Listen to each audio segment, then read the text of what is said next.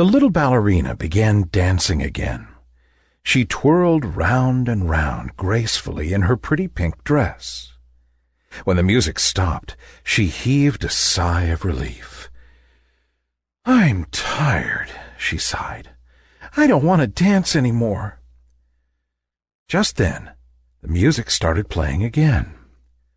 The ballerina lifted her arms in the air, pointed her toes, and started dancing once again, her beautiful face now tainted with a hint of sadness. The music box stood atop the night table. It was made of rosewood and had intricate carvings along its side.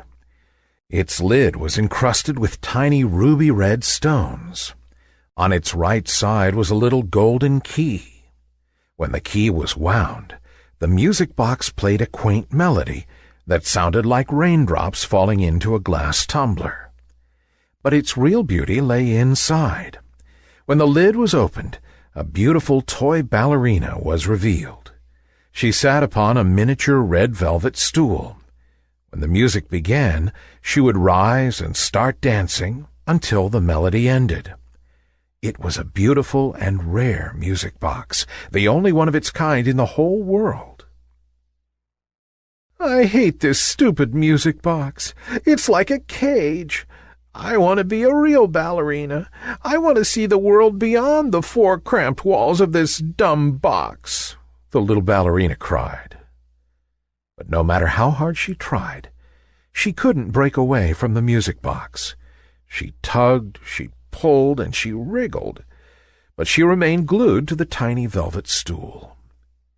Every time the key was turned, she had no choice but to stand up and dance.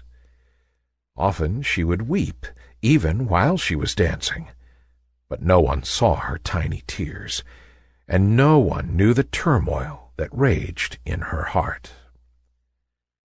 One day the music box fell off of the night table. The little girl who owned it was placing it on top of the table when it slipped from her hand and fell to the floor. When she picked it up again, the key had fallen off, and the ballerina had become detached from her velvet stool. The little girl tried her best to put the music box back together, but she couldn't. Sadly, she placed the broken box back on the night table and walked away. The little ballerina awoke with a start. She was in a deep slumber when she found herself falling. Then there was a crash, and she found herself being thrown off the velvet stool. When all was quiet, she found that the lid of the music box was open. She stood up and tried to take a step. She stumbled a bit. She was not used to walking. She tiptoed to the center of the box, climbed on top of the stool, and made her way out of the box. She was finally free. Her eyes widened in awe at the sights around her. She saw things she had never imagined she would ever see. There were exciting toys and colorful books, pretty dresses and dainty shoes, beautiful picture frames and knickknacks strewn all across the room. To think she had lived in this very same room for so many years and had never seen all this. The ballerina jumped off the night table, ran out of the room, and wandered around the house, gasping as she took in each new sight. But she still longed to see the sky and the trees. So she crept out of the house and into the garden. There she basked in the sunlight under the shade of the mango tree. After a while, she decided to explore further. She hopped onto the pavement and waited for the cars to pass so that she could cross over to the other side. Just as she stepped onto the road, a car sped past just inches away from her. She jumped in fright and hurriedly crossed the road frantically, looking in all directions for any speeding cars. Across the road was a little sweet shop. It had all sorts of wonderful candies and sweets displayed in glass jars. The ballerina pressed her nose against the glass and peered inside. Her mouth watered at the sight. The shop was full of little children chattering away, their faces and fingers all sticky from the candy. The ballerina walked into the shop, trying to decide which candy she wanted. She went up to the man behind the counter. "1 bag of striped fruit rock, please," she said. There was no answer. She tried again. "Excuse me, sir, I would like a bag of striped fruit rock, please." The man paid no notice to her. Another customer came up to the counter, almost crushing the little ballerina under her foot. The ballerina wondered why no one was paying any attention to her. "Look, Mommy, it's a little ballerina," said a chirpy voice. The ballerina looked up into the big, watery eyes of a little girl in a pink jumpsuit. She had a big white bow in her dark brown curls. She was crouched down on all fours. "Come on now, dear, this is a sweet shop. There are no ballerinas here," said her mother firmly, taking her hand and pulling her away. The little girl resisted and came closer to the ballerina. She took a piece of candy from her bag and gave it to the ballerina. "Here, little ballerina, have some candy," she said. The ballerina took the candy and smiled at the little girl. "Thank you," she said. Then she twirled around and did a little ballet dance for the girl. The girl clapped her hands and squealed with joy before she was dragged away by her mother. "I guess it's only children that take any notice of me," she sighed, munching away at the candy. When she came out of the shop, she saw across the street a big poster stuck on a lamppost. On it was a picture of 4 beautiful ballerinas on a huge stage. The Belleuse Ballet at the Majestic Theater, 6 p.m.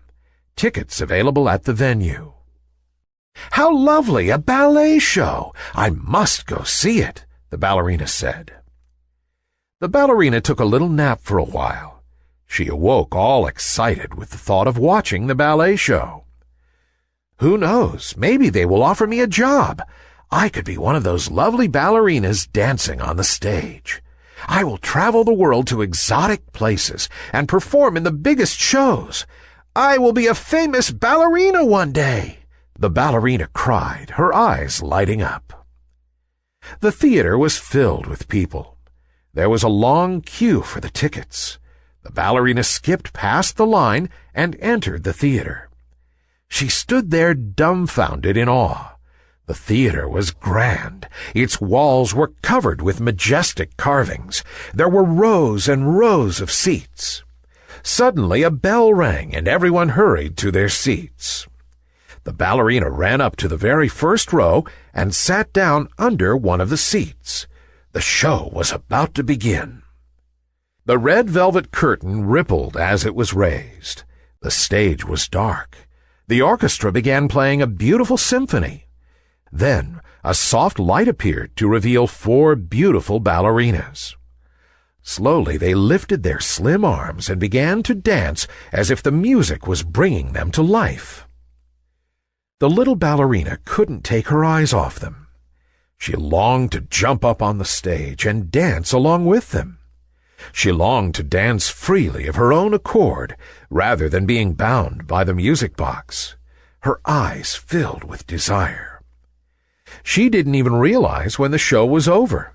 She woke from her dreamlike state as the hustle of people getting up to leave filled her ears. "Ouch!" she cried, as an old lady bumped her with her gigantic sequined handbag. The ballerina made her way onto the stage. She crept under the curtain and disappeared down the side of the stage into the dressing room. There she saw the 4 ballerinas sitting and talking to a very sophisticated man in a jet-black tuxedo. He was smoking a cigar. "You did good today, girls," he said between puffs. "If all goes well, we could very well have another show in Paris." Paris, thought the ballerina in excitement. He must be the manager. I must go speak to him. She walked up to him. Clearing her throat, she said politely, "Sir, would you be interested in hiring another ballerina for your troupe? I have been dancing all my life, and am quite experienced in this regard." "Where did this little toy come from?" the man said, bending down and picking up the ballerina while she was still talking.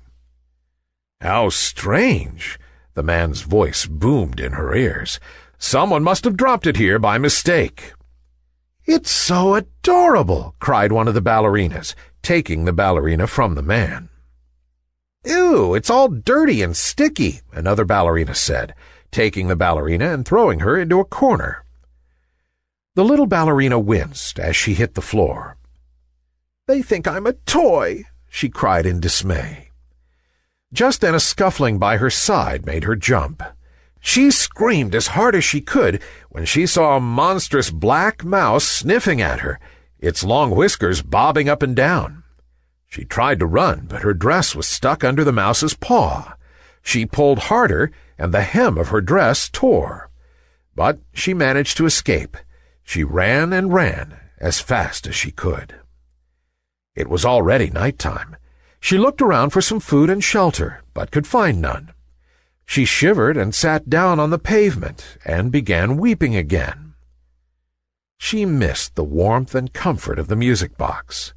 She missed the smiling face of the little girl who would open the music box and watch her dance. She missed being the center of her world. "What's wrong, little ballerina?" asked a gentle voice. The ballerina looked up and saw an old woman with silvery white hair looking down at her.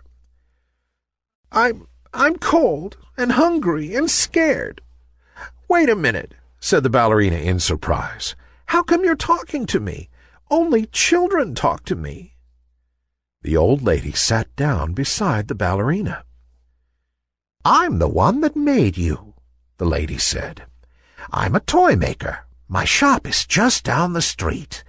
I made the music box that you used to live in. Then I made you, and you were so lovely that I wanted you to have the best home ever." The tears fell down the ballerina's cheeks in big droplets. "I just wanted to be a real ballerina," she sniffed. "But you're not a real ballerina," said the old lady. "You were never meant to be." The ballerina broke out into sobs again. The old lady took the little ballerina's tiny hand in hers and said, "I made you to be a toy, a little toy ballerina that would bring joy to a little girl who would someday own you. I even gave you a wonderful home so you would be comfortable." The ballerina stopped crying. "We each have a purpose in our lives, and yours is to bring happiness to that little girl whom you belong to, who at this very moment is completely devastated on seeing her music box empty," the lady said. The ballerina stood up. "Oh, I must get back to her then. The poor dear must be missing me terribly." "Wait, first I need to tidy you up a bit. You can't go back to the music box looking like that," said the old lady, picking up the ballerina and taking her into her shop. The ballerina was bathed, mended, and dressed in a pretty new dress before the old lady dropped her off at the home of the little girl. "My ballerina!" cried the little girl when she saw the little ballerina at her doorstep.